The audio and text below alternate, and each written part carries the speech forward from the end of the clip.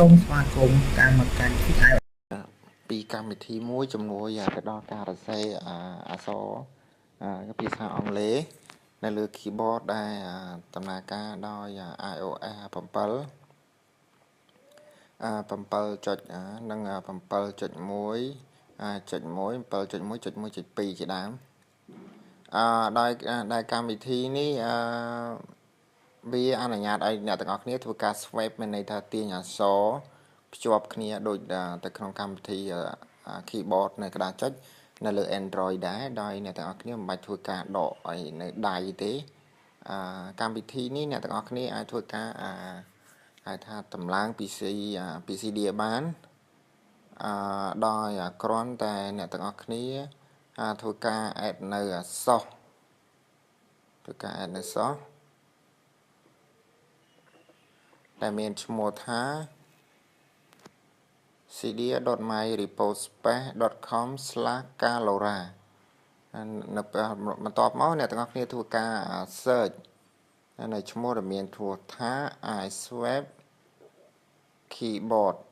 អញ្ចឹងមក iSwap keyboard ដូច្នេះជាដើមមកបន្ទាប់មកអ្នកទាំងអស់គ្នាធ្វើការ install បន្តមកទៀតមកវាទាមទារអ្នកទាំងអស់គ្នាធ្វើការ respring បន្ទាប់ពី respring ហើយសូមបញ្ជាក់ថានៅក្នុងកម្មវិធីនេះដូចជាមិនមានការកំណត់ទេបន្ទាប់ពីនាំហើយអ្នកទាំងអស់គ្នាធ្វើការ test សាកមើលតែម្ដងអូខេវាមិនមានការកំណត់អីច្រើនទេសូមបិទទោះ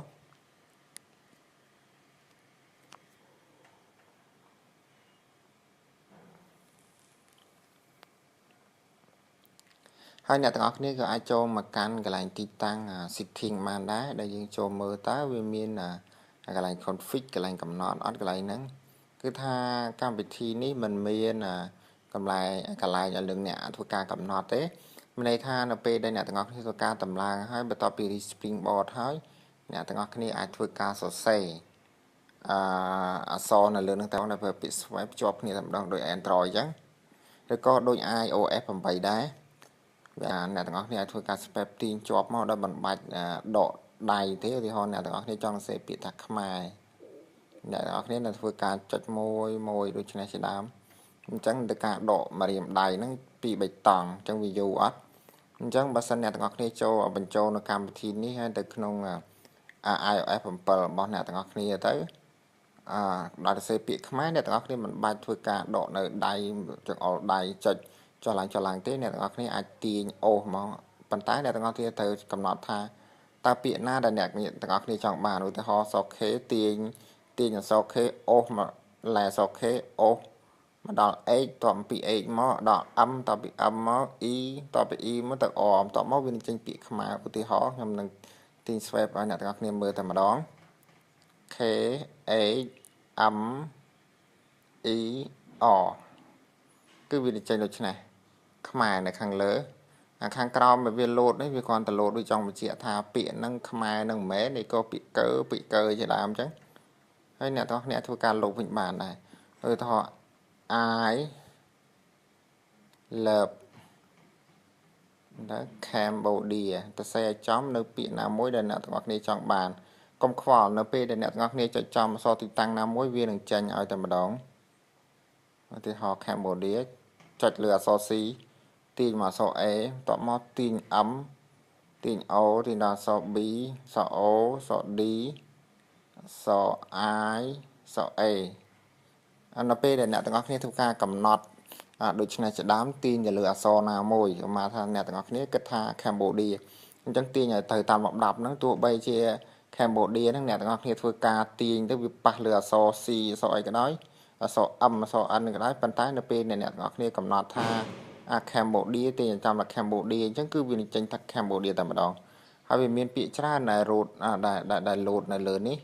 ឲ្យអ្នកទាំងអស់គ្នាធ្វើការកំណត់ដែរវាចង់បញ្ជាក់ថាពាក្យ Cambodia ឬក៏ Canada អញ្ចឹងអាចធ្វើការបដូរបានដែរខ្ញុំគិតថាវាងាយស្រួលក្នុងការកាត់បន្ថយសម្រាប់អ្នកទាំងអស់គ្នាធ្វើការសរសេរភាសាអង់គ្លេស rồi can ត្រូវហើយ you sorry can you speak English okay សុំត G L I S English ខ្ញុំគិតថាអ្នកទាំងអស់គ្នានឹងកាត់បន្ថយនៅការសរសេរនោះន័យថាការសរសេរដែលដកដោយមួយពិបាកហ្នឹងតាក់ទងនឹងអង់គ្លេសទេបើសិនជាភាសាដទៃខ្ញុំមិនដឹងដែរបើតាក់ទងនឹងខ្មែរក៏អត់បានដែរបើសិនជាខ្មែរបានវិញខ្ញុំគិតថាវាកាត់តែងាយស្រួលបំផុតក្នុងការសរសេរនេះសូមបញ្ជាក់មកទៀតថាអ្នកទាំងអស់គ្នាអាចធ្វើការ add នៅ source គឺ cd.myrepospace.com/